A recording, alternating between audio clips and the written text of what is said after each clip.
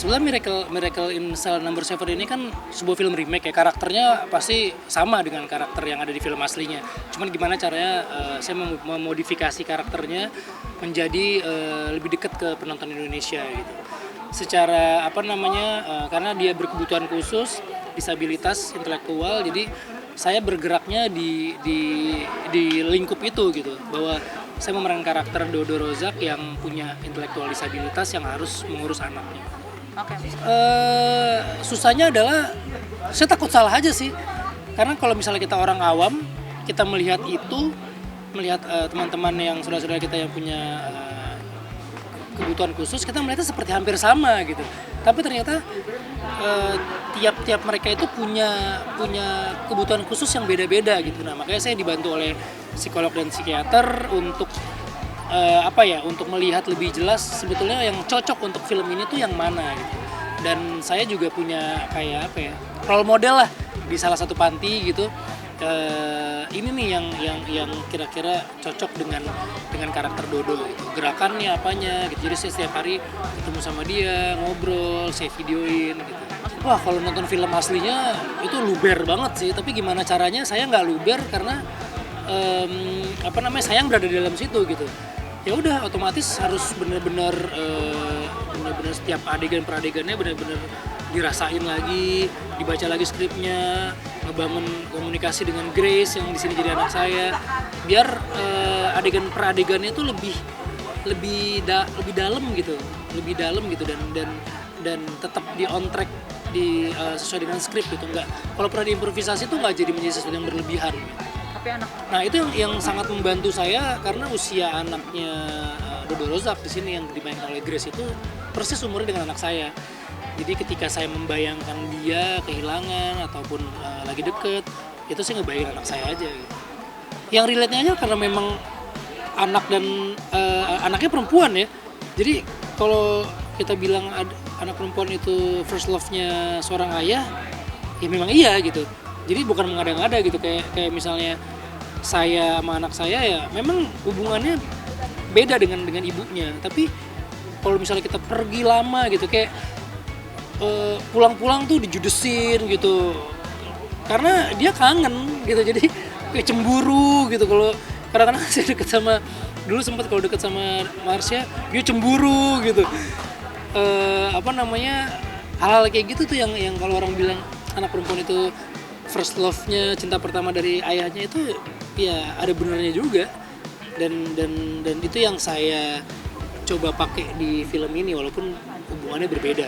Tapi anak lebih dekat sama Marco. Ekspektasi saya bukan ekspektasi sih, saya lebih optimis aja gitu. Saya optimis film ini bisa membuat sesuatu yang baik untuk penonton film Indonesia. Jumlah penonton saya serahin kepada produser lah, tapi buat saya kita semua sudah berusaha untuk membuat sebuah film yang terbaik. Dan ini bukan sebuah plagiat, ini adalah adaptasi, ini adalah remake yang benar-benar punya izinnya, punya aturan mainnya. Dan buat teman-teman yang beberapa yang saya dengar udah nonton duluan, udah preview, mereka cukup happy dengan hasilnya, dan saya optimis sih film ini bisa diterima. Ya, kita memang kita nggak bisa gitu memandang sebelah mata terhadap teman-teman saudara kita yang punya kebutuhan khusus, karena di balik itu semua ada superpower yang Tuhan udah kasih ke mereka yang kita nggak pernah tahu. Terus yang kedua, ya memang film ini didedikasikan untuk semua ayah di Indonesia bahkan dunia, tentang bagaimana pengorbanannya dia terhadap anak-anaknya. Yang kadang-kadang anak punya pemikiran yang beda, kok bokap gue cuek, kok bapak gue ini, tapi ternyata dia punya dia menyimpan suatu kasih sayang besar banget buat anaknya. Sekarang udah 9 tahun. Ya udah mulai kembali ke sekolah, udah mulai seneng dia karena tadinya pandemi di rumah, dan sekarang udah ketemu teman-temannya lagi, udah happy. Melihat anak sekarang. Kalau ngantar sekolah memang itu jadi kayak udah jadi bahkan bukan kewajiban orang tua ya kalau saya ngeliatnya, tapi hak gitu. Karena pada saat tertentu saya tahu banget anak ini udah gak akan mungkin mau dianterin lagi sama orang tuanya. Jadi selama anak ini mau dianterin sama orang tuanya, itu hak kita untuk ikut nganterin orang tuanya. Kalaupun saya nggak bisa, istri saya. Kalaupun istri saya nggak bisa, saya. Tapi salah satu di antara kita itu kalau punya waktu pasti nganterin. Dan itu jadi kayak apa ya? Jadi penguat buat anak kita sih, buat dia sekolah, dia jadi happy, dia merasa disupport oleh orang tuanya gitu.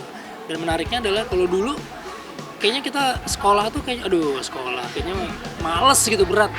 Saya nggak tahu gimana pola belajar sekarang, anak-anak sekarang tuh jadi seneng sekolah. Saya jadi ngeliatnya, wah gila ya anak-anak sekarang tuh inian untuk sekolahnya tuh besar gitu, nggak kayak dulu, nggak kayak saya gitu. Sekolah bangun pagi, dia bangun pagi, sekolah hari ini tugas ini nih. Kalau saya syuting, istri saya yang di rumah, maksudnya dalam arti menjaga anak saya gitu. Tapi kalau istri saya syuting, saya di rumah.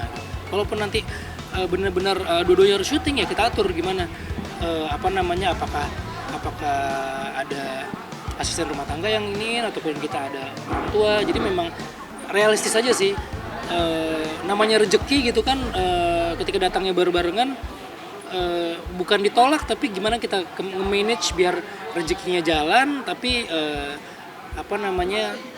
perhatian kita ke anak itu nggak berkurang gitu. Cara Memberi perhatiannya sama seperti orang tua lain sih, pasti dengan ikut bermain bersama dia, menyelesaikan persoalan-persoalan dia di sekolah gitu, komunikasi, hobi-hobi yang dia pengenin kita support, kita dukung gitu, sambil kita masukin pendidikan untuk anak seumur dia gitu. Jadi udah mulai berbeda dengan pola pengajaran orang tua dulu yang kayaknya lebih strict, lebih ini. Anak-anak sekarang tuh kayaknya lebih baik semuanya tuh diselesaikan dengan komunikasi gitu, dengan dengan bicara dari hati ke hati gitu. Banyak banget sih anak saya mau sepedahan, mau main inline skate, melukis, science. Jadi hobi anak sekarang tuh karena fasilitasnya juga udah banyak, jadi makin banyak iniannya yang dia mau tuh banyak gitu. Ngeliat temen yang lagi pengen ini, dia pengen nyoba. Tapi buat saya biarin aja, lepasin. Biar dia tuh juga kenal dunia, dia kenal berbagai macam bidang. Nanti pasti ada satu titik yang dia akan nekunin apa yang dia suka. Dan saya sebagai orang tua support dan ngarahin aja. Gak ada sih, gak ada yang saya dilarang. Yang dilarang ya kalau misalnya kayak main gadget gitu. Main gadget saya nggak larang dia 100%, karena gimana pun juga kemajuan teknologi itu harus kita tularkan ke dia. Dia harus mengenal kemajuan teknologi gitu. Jangan sampai ketika dia bertemu dengan teman-teman sosialnya dia buta teknologi. Tapi berapa lama, apa yang bisa dia dapatkan, informasi apa yang bisa dapatkan dari gadget, dari internet, itu yang saya batasi. Dan di luar itu sih hobinya ataunya saya support, saya pantau dan saya arahin biar nggak terlalu capek juga di situnya, tapi sekolahnya jadi terbengkalai. Jadi memang harus kita mix and match. Sukanya kayak main sepeda, dia suka sekarang ketika saya lagi skuteran, dia udah mulai minta diajak diboncengin gitu. Jadi dia dibawa di belakang jalan-jalan kemana. Ternyata dia seneng, besoknya naik lagi, saya beliin helm, saya jalan-jalan lagi. Oke?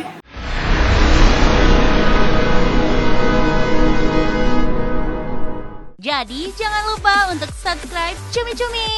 Ditekan ya tombol lonceng merahnya.